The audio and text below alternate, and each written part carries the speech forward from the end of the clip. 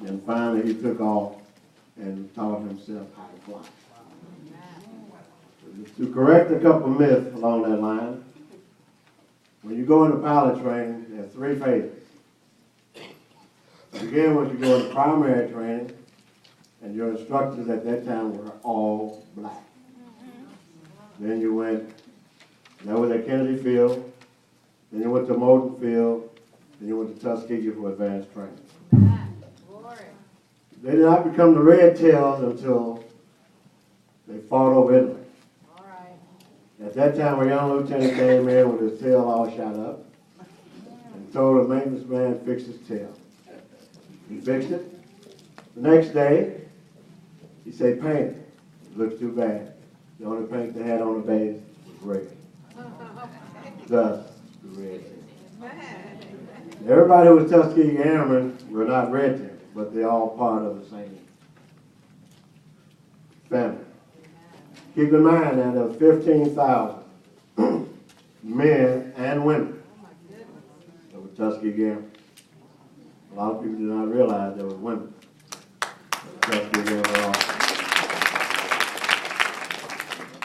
In 1945, at Freedom Field, Indiana, there was the first mutiny by the Tuskegee Airmen. They was up there for training for the 477 Bomber Group. And a white colonel by the name of Segway would not let the officers into the white officers club. It shouldn't have been a white-only officer club in the first place. It was just an officer club. So by two, they marched to the club to be turned away. Also during that time, one of them brushed into the provost marshal, who was considered a cop, and they were court-martialed. First of all, they suspended 101 to the base. They couldn't go off the base because they would not sign a statement saying that they would not enter the white-only officer club. One young man named Ham Little, if I had enough time, I would have had him here with me today.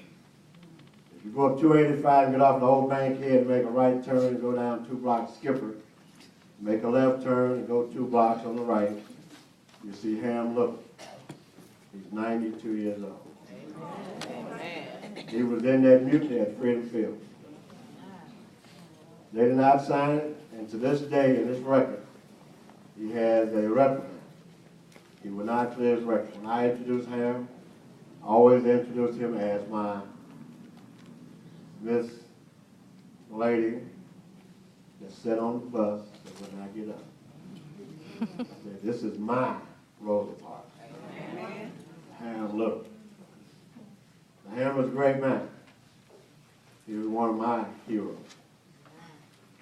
In 1948, President Truman signed Executive Order 9981 to desegregate the armed forces. And he only did that because he could not have 2 separate air forces. Our counterpart needed bombardiers and navigators. We needed pilots.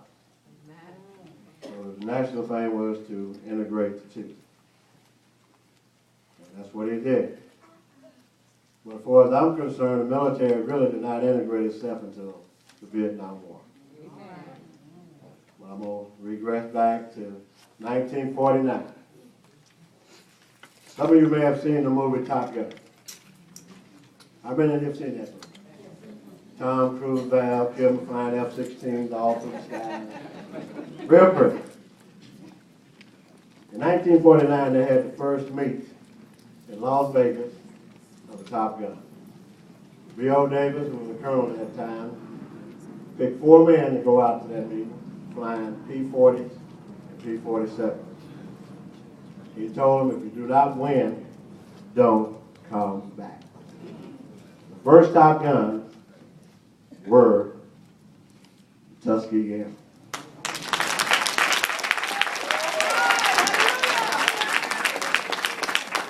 There they are. Only 2 of them still living today.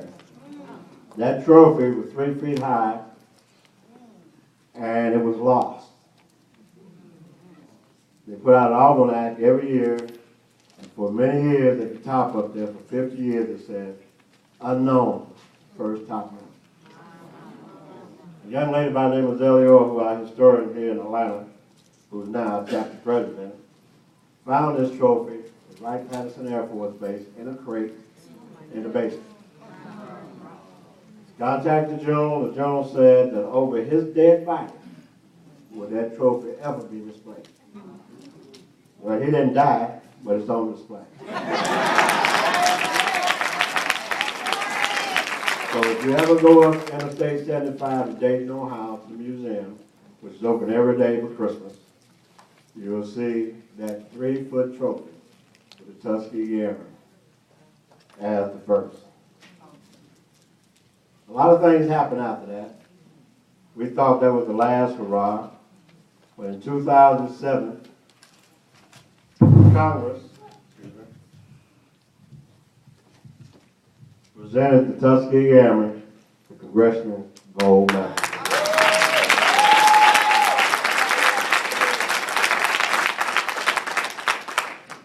So a little history, a little snapshot. It was a privilege to serve this country, but it was an honor to serve the black folks. Amen. Amen. You. Amen. And I thank you very much.